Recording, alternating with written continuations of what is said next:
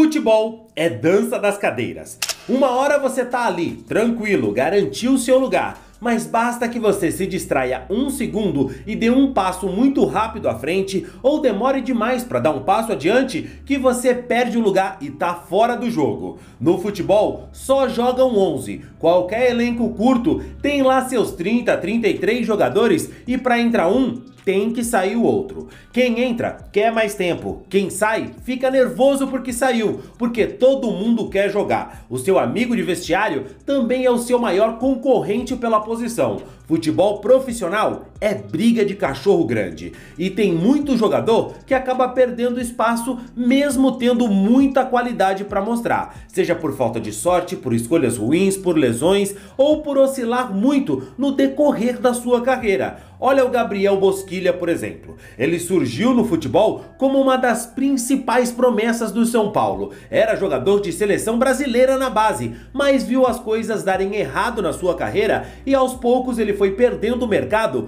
e até mesmo foi tratado como um jogador ruim por muitos torcedores. Mas a realidade é que o Gabriel Bosquilha se reencontrou e hoje muita gente que criticou o jogador tá engolindo a língua. Mas você sabe do que é que eu tô falando? Sabe onde é que o jogador tá hoje e como é que ele tá? Bom, fica tranquilo que eu vou te contar tudo isso nesse vídeo. Mas antes, se você ainda não é um inscrito aqui no nosso canal, posso te pedir uma gentileza? Se inscreve aqui agora para você apoiar o nosso trabalho e assim você recebe mais vídeos como esse. Se você ainda não me conhece, eu sou o Rodrigo Barbosa do canal Futflix e aqui todos os dias eu trago para vocês as principais histórias, curiosidades e notícias para você ficar ligado em tudo que acontece no mundo da bola. Então dá essa moral pro Rodrigão, vai, se inscreve aqui agora e dá um like no vídeo.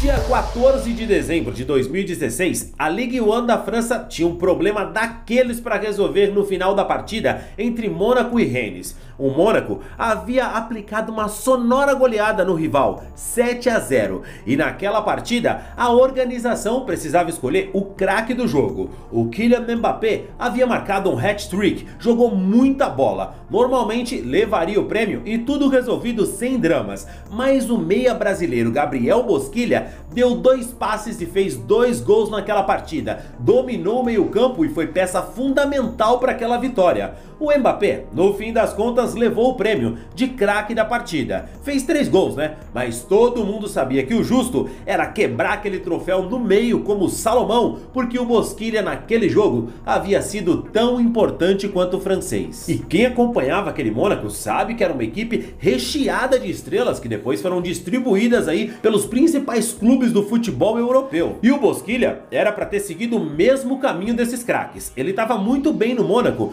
e era peça importante naquela equipe. Tinha potencial para se destacar ainda mais. Formado inicialmente no Guarani e depois com passagem pelo São Paulo ainda na base, ele foi lançado no time profissional em 2014. Já era jogador de seleção brasileira na base. Jogou sub-17, sub-20, sub-21 pela seleção e sempre com muito destaque. Jogador daqueles que fazem diferença mesmo para a equipe. No sub-17, inclusive, era artilheiro, 10 partidas, 8 gols marcados. E no profissional, no time principal do São Paulo, ele também mostrou muita qualidade. Embora não tivesse o mesmo faro de gol que ele mostrou na base, dava pra ver que era um cara ainda em adaptação ao profissional. Tinha muito potencial e o chute de fora da área era uma arma que ajudava demais o Bosquilha. E o Mônaco foi quem resolveu em apostar na estrela do São Paulo. E não apostou pouco dinheiro não, viu? O Mônaco pagou 9 milhões de euros para contratar o jogador. E não vá você pensando que esses valores pra época eram normais. Mas não, tá? O futebol era bem menos inflacionado e esses valores entre 9 e 15 milhões de euros eram valores muito altos e tiravam quase todo jogador aqui do futebol brasileiro. O Lucas Moura, para você ter ideia, era a venda mais cara do futebol brasileiro pelo valor recorde de 36 milhões de euros. E no Mônaco, o Gabriel Bosquilha não decepcionou. Logo no começo, ele foi emprestado a um clube menor da França e quando ele voltou para o Mônaco, ele estava indo bem. Em 35 jogos, marcou 8 gols, deu 3 assistências e a gente está falando aqui de um camisa 8,5, né? Um cara que é um terceiro homem de meio campo na época e para isso são números excelentes que ele tinha. E aí você fala, tá, mas o cara tava tendo destaque no Mônaco, era um cara que, enfim, chegou lá como estrela, já tinha passado de um clube por empréstimo, jogou na seleção de base, o que aconteceu? Aí veio aquela vilã que vocês já sabem, eu falo sempre, acontece muito, a lesão no joelho. E não foi muito tempo depois daquela partidaça que ele fez em que o Mônaco goleou o Rennes por 7-0 não. Foi cerca de 2 meses depois daquela partida que ele fez com o clube que ele rompeu os ligamentos do joelho e ficou de fora de toda a temporada. Na verdade, mais que isso, ele não conseguiu voltar a jogar mais em 2017. Depois disso, quando voltou, foi emprestado ao Nantes para recuperar o ritmo, ter mais minutos depois da lesão, e ele até mostrou que podia jogar em alto nível, mas já era um outro jogador, não tinha a mesma explosão, perdeu um pouco da mobilidade, que era a mobilidade inclusive que fazia ele se destacar no meio campo, e a chance dele voltar para o Brasil apareceu, e apareceu na forma de um gigante. O Internacional apostou no retorno do jogador e contratou o Bosquilha em definitivo por valores que não foram revelados. Talvez isso servisse para aliviar a pressão, mas a realidade é que o Bosquilha ficou marcado no Colorado por ser um jogador de lampejos, que pouco ajudou em campo e que não tinha uma sequência de boas atuações. Foram poucos gols, muitas lesões, poucas assistências e não deixou nenhuma saudade na torcida do Inter. É o futebol, amigo, é isso, muda tudo muito rápido. Em 1 minuto você tá fazendo dupla com o Kylian Mbappé na Europa e no momento seguinte você tá acertando com o Coritiba, que naquele momento brigava contra o rebaixamento no Campeonato Brasileiro. Se no Inter o Bosquilha sofreu com lesão no joelho, que o tirou de campo por mais de 200 dias, no Coritiba ele perdeu mais de 100 dias com problemas musculares. Lesões, lesões e mais lesões. Na dança das cadeiras da bola, com mais de 30 jogadores no elenco brigando para ver quem vão ser os 11 que vão jogar, o Bosquilha sempre foi o cara que tinha totais condições de estar entre os titulares, mas que as lesões não deixavam ele jogar de jeito nenhum. E quando você vai de jogador que foi revelado pelo São Paulo, convocado para a seleção de base, jogando Champions League na Europa, e no momento seguinte você está sendo questionado no Coritiba, você percebe que alguma coisa precisa mudar. Não é falta de respeito com o Coxa, nada disso, de maneira nenhuma. É só um fato que a situação do clube nos últimos anos não é bacana mesmo. Esportivamente falando, tudo é cíclico na bola. E na dança das cadeiras de clubes, nacionalmente, internacionalmente falando, há muito tempo o Coxa não tem conseguido sentar no lugar que merece. O Bosquilha precisava encontrar um lugar onde ele pudesse se sentar, pudesse jogar, onde ele conseguisse ao menos jogar sem o peso, conseguir se reencontrar para o futebol. Mas não ia ser fácil não, porque ele realmente estava sem moral nenhuma. É bom lembrar que o Coxa na temporada seguinte, 2023, foi rebaixado e dispensou o Bosquilha depois do rebaixamento.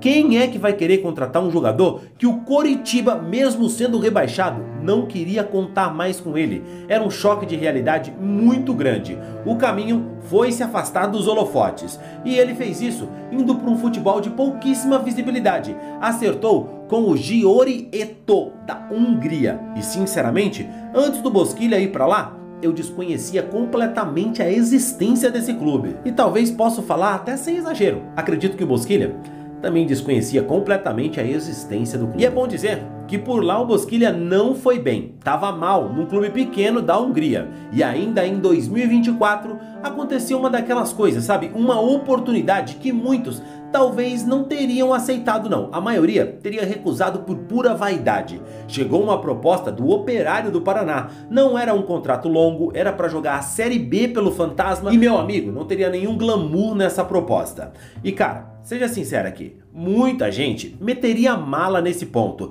viraria as costas, viveria a realidade, a ilusão de seguir jogando no futebol europeu, mesmo que num clube que pouca gente sabe que existe, para não voltar para o Brasil jogando num clube mais modesto e ainda mais na Série B, e ainda mais com um contrato que não era lá essas coisas e era curto. É meio que admitir que no futebol você mudou de prateleira, você já não é mais um jogador quanto apostavam que você seria. Ou então você pode simplesmente aceitar essa oferta que não é lá tão boa assim, mas confiar no seu taco e achar que você pode mudar as coisas. E cara, quem diria, o Bosquilha realmente confiava no taco dele, porque ele não só assinou com o Fantasma, como também passou a arrebentar pelo clube paranaense, jogando muita bola mesmo. O Fantasma, inclusive, quase subiu para a primeira divisão na temporada passada, ficou a 6 pontos da zona de acesso. Aí você fala, e o Bosquilha é responsável por isso? Caraca, jogando muito, camisa 10, 23 jogos disputados, 8 gols marcados.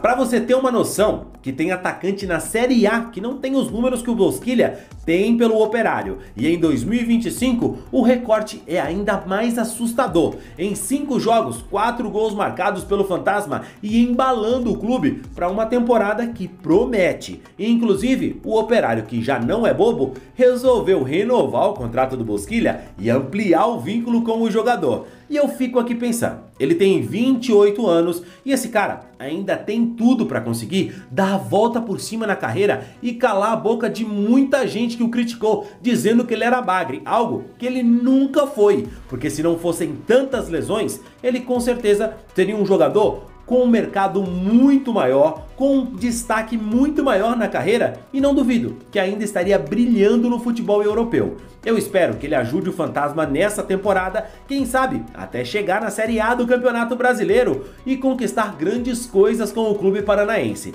Seria uma baita de uma história, né? Porque bola, cara, o Bosquilha joga demais. Mas e você? Sabia que ele tinha dado a volta por cima? Cara, que outro jogador você acha que tá sumido e valeria a pena acertar com um clube da Série B, da Série C e dar essa volta por cima, sabe? Se tornar protagonista. Porque, meu irmão, o Bosquilha tá jogando muito pelo Fantasma, viu? Pergunta pra qualquer torcedor, dá uma olhadinha. E ó, sabe outro jogador que saiu do São Paulo e tá tentando dar a volta por cima no Coritiba? Pois é, clica aqui que eu te conto essa história.